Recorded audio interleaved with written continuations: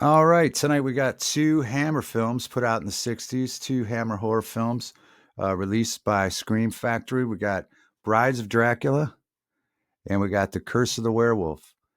Let's check them out.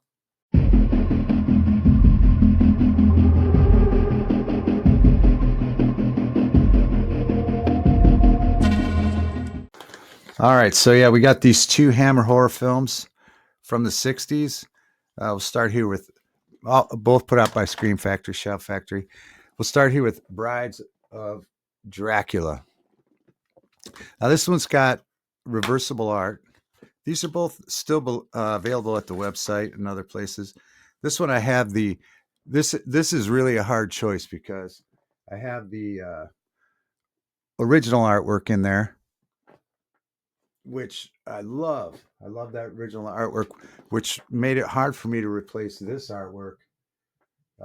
Let's see if there we go. That's got Peter Cushing on the cover, so it's really hard for me to replace that. Huge Peter Cushing fan. It's a great photo, but man, I love that old artwork, right? Looks really great. Yeah, it would be a great poster. So I don't know. I have that turned around on that side for those of you that care about that sort of thing. It'll be probably won't even be showing in the shelf anyway, but you know how it is. All right, so this one's a fun movie to watch. This is the second Hammer Dracula film. The first one obviously had Christopher Lee. He wasn't in this one. This one, again, I mentioned Peter Cushing, Frida Jackson, Marita Hunt, and others. So this without the presence of Dracula, Christopher Lee, this was, like I said, number two, and then Christopher Lee was back in the third one, and then there's several more. Just like they did a series of Frankensteins, there's several, but Christopher Lee was not in this one. So the concept they used, maybe it was a scheduling error, he couldn't do it, or was making movies somewhere else anyway. So they went on, rewrote a screenplay for this movie, which is based on an idea of the sisters, I think it is, in Bram Stoker's novel. I don't think brides are mentioned in that novel, but they put brides, which makes sense, as you have a vampire, you have him chained up there. A girl gets brought in from a scene that's quite like the slaughtered lambs. It reminds me of the slaughtered lamb scene in American Werewolf in Paris. She's in a bar in a strange location. Lady brings her back to her mansion, and she has her son chained up. Well, this girl felt bad for him, unchains him, and the reason he was chained up was because he is a vampire, not necessarily Dracula. So he goes around then finding people to do his bidding, which is the reference to brides or sisters in the novel. So this is a fun watch. Hammer films are like comfort food to me. I'm going to be biased generally in reviewing these because I love them. I love the sets. I like the simplicity. I think the writing's great. If Peter Cushing or Christopher Lee are in one, it's just a home run.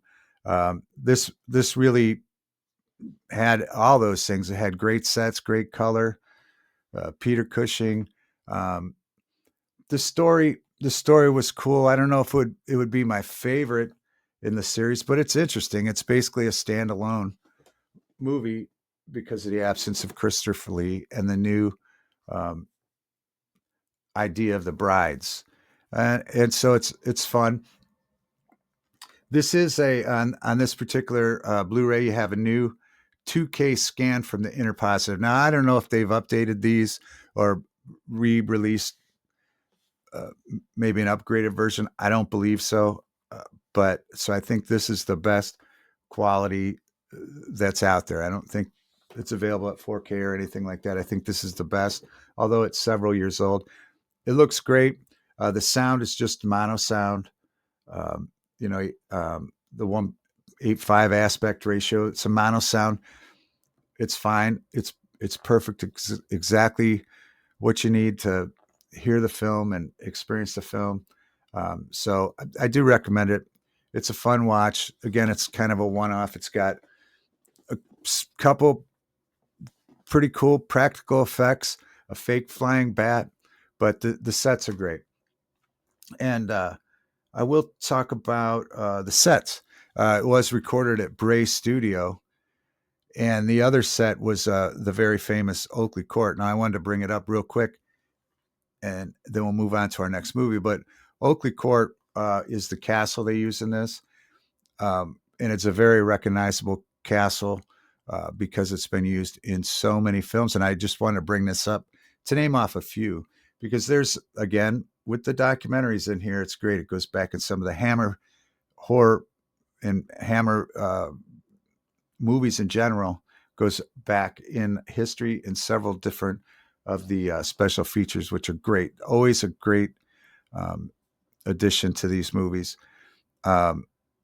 So you have at Oakley Court, the exterior or interior or both was, we'll just name off a few movies. Murder by Death. I think that was with Peter Falk, if I'm not mistaken. Vampires, Theater of Blood, The Curse of Frankenstein, Girly, The Plague of the Zombies, The Brides of Dracula, on and on and on. Let's see, Dracula, different Draculas. And then most famously or recognizable for me was the exterior and interior was used throughout the filming of the Rocky Horror Picture Show. So the castle you see take off at the end was that. I think they shot the whole movie inside Oakley Court, which is featured in The Brides of Dracula. Great watch. Check it out. Okay, next up we have The Curse of the Werewolf. Now this is unlike The Brides of Dracula or the Frankenstein series that Hammer did. The Curse of the Werewolf is a great one to get. This is a one-off. This is the only werewolf movie that Hammer Films did. The Curse of the Werewolf. And that will look that up, and it will send you off different rabbit holes. There's one called Legend of a Werewolf that is like a really hard to find now. I can only find it on DVD, but that's a different company, different story. But this is Hammer Films' only werewolf. Curse of the Werewolf. Again, this one has this is the original artwork, reversible artwork back when they were doing that still. Now they haven't been doing that. So these are still available at Scream Factory, Shout Factory's website. But here's the new artwork, which is great too. There he is. There he is there. Oliver Reed in the werewolf makeup by Roy Ashton, I believe. Yeah, did that awesome looking makeup. Now, so again, that was hard, but I'm going again with the original artwork, which I most of the time always do. Excuse me here while I pick the werewolf up. I really love the old artwork. There's, it could go either way, but again, like the other one, it's probably going to be sideways in the shelf unless it's displayed once in a while, front facing. But now this one is a new, at the time, 4K scan from the original negative. So this one looks great. I mean, the Brides of Dracula look great. This one looks really good. I guess I could see a pretty good upgrade from the other compared to the two. I think this one looked a little bit sharper. Again, the sets were great in this film, The Curse of the Werewolf. The sets were built. This is taken from a novel, The Werewolf in Paris, I believe. And so at the time, Hammer was filming. They were gonna they built a set for a movie based in Madrid, I believe, in Spain anyway. But that movie got canceled. So instead of rebuilding a Parisian set, they switched up the novel, The Werewolf in Paris, to The Curse of the Werewolf, and they just set it in Madrid, in that set that they had already built at Bray Studios, just like the other one. Like a lot of the Hammer films, most of them were filmed at Bray Studios, which there's a good documentary in this that covers the makeup of the werewolf, which is um, phenomenal, in my opinion. We don't get to see it till, man, the full blown makeup till the last uh, less than a third of the movie. You keep getting references.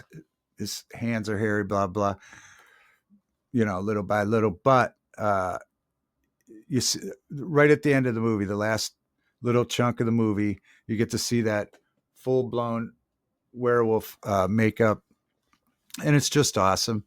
It really is a really, really, really great makeup job, and so the covers. There's a lot of good documentaries in here about that, um, and I'll do it in the next video because I want to bring up the carriages that are used in these movies too. The Hammer Films carriages, and I'll bring it up in another. I'll reference it now because I don't know the guy's name off the top of my head, but that in one of the beginning, in both these films, you see a carriage ride in the beginning, and the guy driving the carriage generally is the owner of those carriages. He's a guy that collected old Hearst carriages and just carriages in general. He had a museum at one time, I believe. Well, when Hammer or Amicus, in that case, they wanted to use a carriage, they went to this guy that owned and collected all these different carriages. And because he could drive the carriages and drive the horses and knew his way around it, they would just cast him in all these different roles. So if you're watching a Hammer film and you see those famous carriages, everybody's getting in the carriage ride, it's that guy. So it's not in a documentary here, but it's neat if you do follow, if you have more than one Hammer film and you follow these documentaries, the carriages, Bray Studios, Amicus Films, people, you'll see it's all kind of intertwined, and it's pretty neat to see the history about it. But this movie, like I said, is a one-off. It's a fun movie to watch. The sets that they built for Madrid are incredible, in my opinion. I think that the colors are great. The sets look great. The story's really great. Oliver Reed does an awesome job as the werewolf. It really is a great story and a fun watch.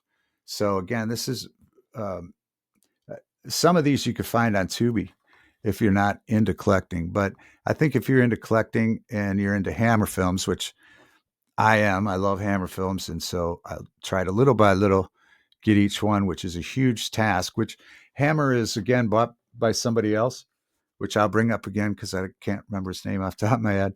But so they're doing 4Ks and box sets and stuff now. So look up Hammer Films. They are active again.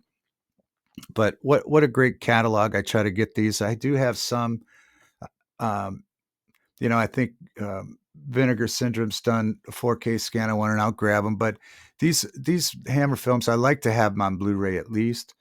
But sometimes out in the wild, I can find them on DVD, and it has great artwork. And sometimes we'll show sort of the small collection I have in different ways to find it. But in that instance, I'm okay with the even DVD. But just to have copies of these great Hammer films.